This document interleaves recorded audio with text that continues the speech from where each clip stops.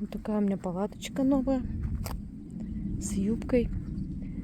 Давно хотела с юбкой палатку, и вот она у меня появилась. Купила я ее уже несколько месяцев назад, но еще ни разу в поход не брала. И она дома только один раз собирала. Хочу похейтить палатку этой фирмы. Вот я взяла ее только из-за юбки. Вообще моя старая палатка самая классная палатка. У нее только два минуса у старой палатки.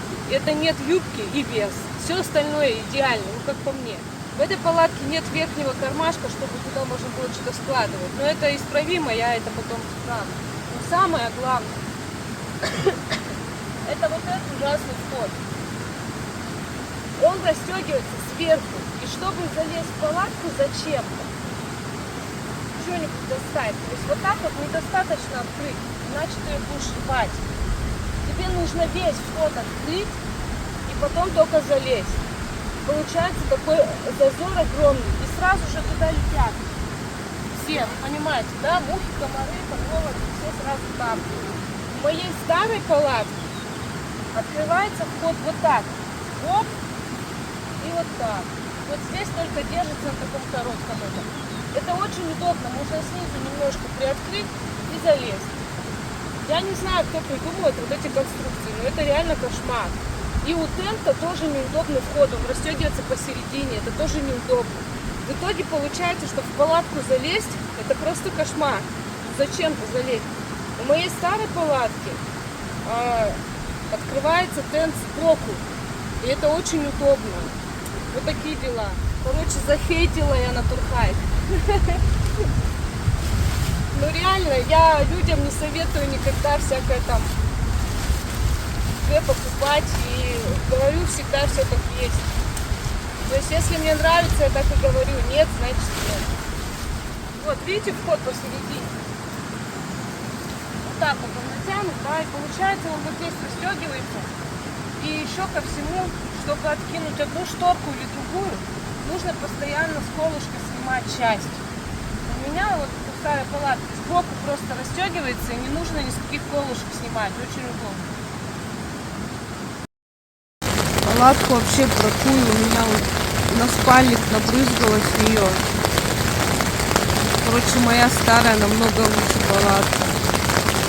В этой сильно конденсат собирается, и от того, что дождь по ней сильно бьет, этот конденсат брызгает через сетку прям на меня, на спальник, все сырое из-за этого, я не знаю. Короче, сильные дожди долгие эта палатка не выдержит. Короче, вот видите, сетка, она вся мокрая. Не знаю, камера передает или нет. От того, что дождь сильно бьет по палатке, конденсат капает на сетку, а с сетки все капает на меня. У меня, блин, весь спальник вот промок от этого. Прям сырой весь, а он пуховый, это плохо. Ну, конечно, он пропитан, но все равно. Фиговая палатка, моя старая намного лучше. У моей старой вот так вот сетка идет, только узкой полосой, а вся палатка вот такая закрытая. И это лучше намного. Вот такая ткань, она защищает от конденсата, а сетка, получается, нифига не защищает. Зачем у зимней палатки, да, или у демисезона делать вот такую огромную сетку на пол палатки? Это вообще ни о чем. Тем более палатка с юбкой вообще не продумана. И не продумала то, что окно проветривания всего одно, и оно маленькое, оно плохо проветривается, оно плохо открывается. У такой палатки с юбкой должно минимум 2 быть окна, а лучше 3 или 4, чтобы лучше проветривалась палатка. Короче, я бракую ее. Еще у этой палатки очень плохо оттяжки работают. Вообще от них толку, такое ощущение, что нет. Короче, не покупайте палатку на Турхайт, по крайней мере, с юбкой. Без юбки не знаю. Представляете? Дешевая палатка моя старая, она же обычная палатка из спортмастера. Она гораздо получается лучше, чем вот эта вот. Она стоит в 3 раза дороже моей старой палатки. Такие дела. Вот в палатке мокро, просто мокро. Вот так вот вся палатка промокла. вон даже тут мокрая. Тут вот этой юбки, блин, если палатка промокает. Короче, тут даже под матрасом мокро. Аж капает с него. Это вообще не дело. Тут, короче, вся палатка промокает. Вообще жесть. Вот, даже сама палатка мокрая. Вообще жесть, реально жесть. Изнутри тент просто вот хоть выжимай. То есть и изнутри, и снаружи, и из-за этого и палатка вся промокла. Вот еще про оттяжки хочу сказать. Вот смотрите, толку от них нет. Они почему-то в каком-то месте расположены неудобном. Но вот смысл, они не оттягивают нифига, вот хоть затягивайся. И если оттяжки делаешь вот высоко, да, они еще туда-сюда оттянут. Но оттяжки же обычно в землю растягиваешь.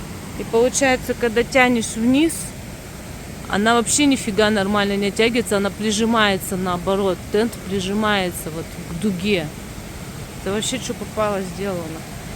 И окошечко проветриваемое, оно